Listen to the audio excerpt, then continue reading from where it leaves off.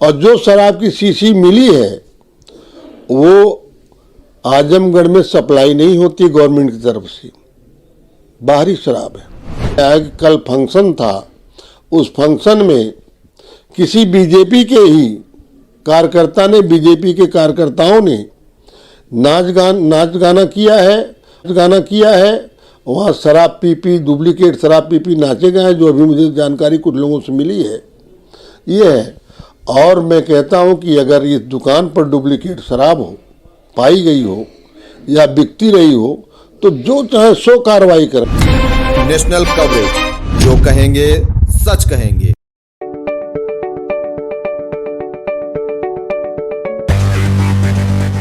आजमगढ़ के अहिरौली इलाके में जहरीली शराब पीने से मरने वालों की संख्या 5 हो गई है। वहीं 1 दर्जन से ज्यादा लोग अस्पताल में भर्ती है। इनमें से कुछ की आंख की रोशनी चली गई है। इन सभी लोगों ने माहुल के सरकारी दुकान से देसी शराब खरीदकर पी थी।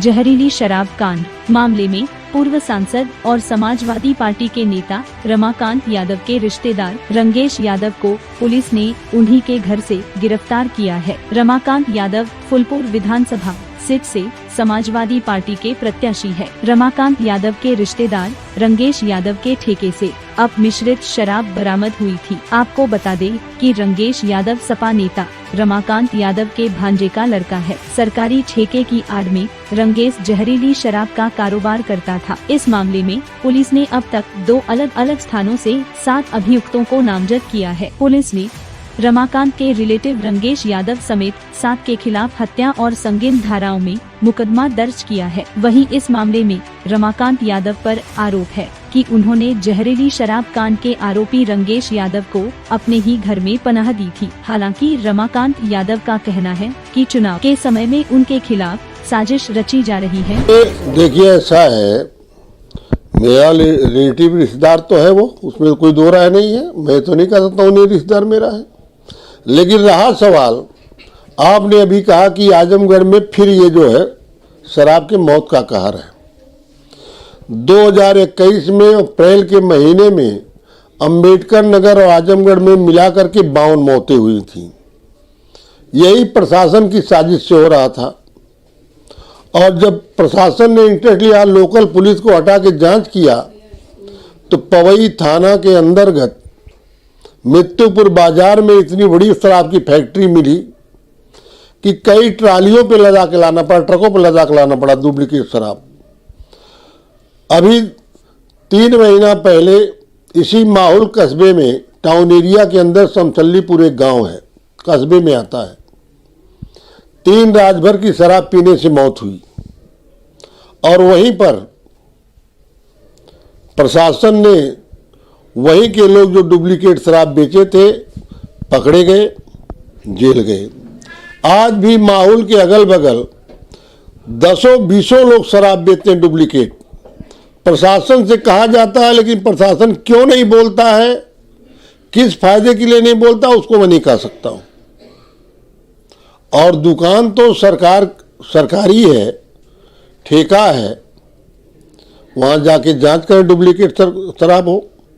और जो शराब की शीशी मिली है वो आजमगढ़ में सप्लाई नहीं होती गवर्नमेंट की तरफ से, बाहरी शराब है। एक साजिश के तहत भारतीय जनता पार्टी के लोगों ने साजिश किया।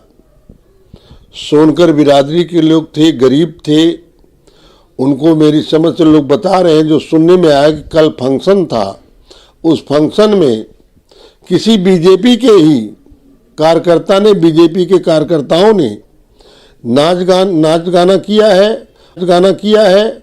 वहाँ शराब पी डुप्लीकेट शराब पी नाचे गए हैं, जो अभी मुझे जानकारी कुछ लोगों से मिली है ये है। और मैं कहता हूँ कि अगर इस दुकान पर डुप्लीकेट शराब हो पाई गई हो या बिकती रही हो तो जो चाहे सो कार्रवाई करें। लेकिन मेरा प्रशासन से अनुरोध है कि पहले उसकी तहकीकात कर ले, सही क्या है गलत क्या है। एक तरफ सपा नेता रमाकांत चुनाव के समय भाजपा के खिलाफ साजिश का आरोप लगा रहे हैं, तो वहीं दूसरी तरफ पुलिस का कहना है इस मामले में रमाकांत यादव की संलिप्तता की भी जांच की जा रही है। इस बीच पुलिस ने छापेमारी कर अब तक 4 लोगों को हिरासत में ले लिया है। डीएम अमृत त्रिपाठी का कहना है सभी आरोपियों के प्रॉपर्टी को जब्त करते हुए एनएसए के तहत कार्यवाही होगी। आबकारी विभाग का और पुलिस विभाग का और अधिकारियों का निरंतर हम लोग इलेक्शन के दृष्टिगत छापेमारी भी कर रहे हैं और दुकानों की चेकिंग भी हुई और इस दुकान की भी चेकिंग हुई थी, लेकिन क्यों ये तत्समय चीज़ें संज्ञान में नहीं लाई, इसके लिए तत्काल प्रभाव से वहाँ के थानाध्यक्ष और आबकारी निरीक्षक के खिलाफ कार्रवाई भी हो गई है और आगे भी जो एफआईआर्स हुई हैं उसमें एनएसए की भी कार्रवाई की गई है। 302 का भी मुकदमा पंजीकृत कराया गया है और आबकारी एक्ट में भी जो धारा 60 है उसके तहत भी इसमें कार्रवाई की गई है।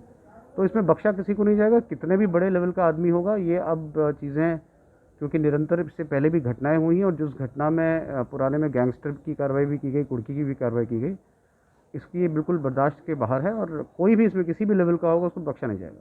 सर, आपने बड़े आदमी की बात की तो इस पूरे ठेके में पूर्व सांसद रमाकांत यादव का नाम आ रहा है कि उनके रिश्तेदार का ठेका है और कहीं न कहीं स्थानीय स्तर पर उनका नाम लिया जाता है कि ये उनका ठेका है। तो इसको लेकर के आप ऐसे लोगों पर क्या करें? देखिए, अभी तो पुलिस इस तफ्तीश में है, अभी कप्तान साहब आपको ब्रीफ करेंगे। तो जो भी व्यक्ति होगा इसमें, चाहे किसी भी लेवल का हो, इन्वॉल्वमेंट है तो उसमें सख्त से सख्त कार्रवाई होगी, बख्शा किसी को नहीं जाएगा, चाहे वो किसी लेवल का आदमी। एफआईआर पंजीकृत की गई है।